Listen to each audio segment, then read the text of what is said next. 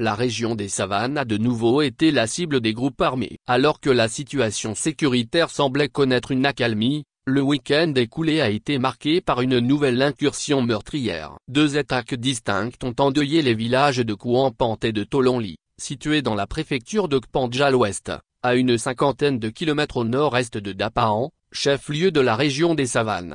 Dans la nuit du 13 au 14 septembre 2025, des hommes armés non identifiés ont fait irruption dans le village frontalier de Kouampante. Des témoins rapportent que plusieurs concessions ont été incendiées et que d'importants dégâts matériels ont été enregistrés. Ce village est régulièrement pris pour cible par des assaillants qui se replient de l'autre côté de la frontière après leur forfait. La semaine précédente déjà, il avait subi une incursion au cours de laquelle du bétail avait été emporté. Pour tenter de contenir ces menaces récurrentes, l'armée togolaise y a récemment installé une base, en plus de celle de Gbamante, située dans les environs.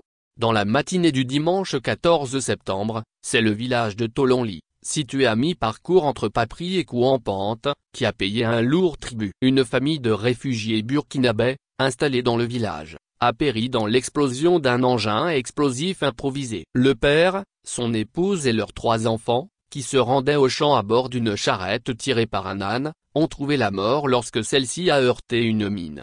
D'abord réfugiée à Tikoutiga, la famille s'était récemment installée à Tolonli, fuyant de nouveau la pression des groupes armés. Selon des sources locales, les routes de cette zone sont souvent piégées, au point que l'armée procède chaque matin à une reconnaissance des principaux axes avant d'autoriser la circulation.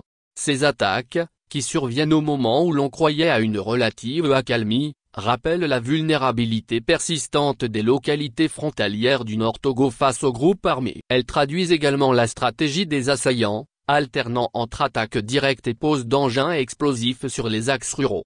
Les habitants de Papri et des villages environnants vivent désormais dans une peur permanente, partagée entre l'espoir de cultiver leurs champs pour survivre et l'angoisse de violences qui frappent sans prévenir.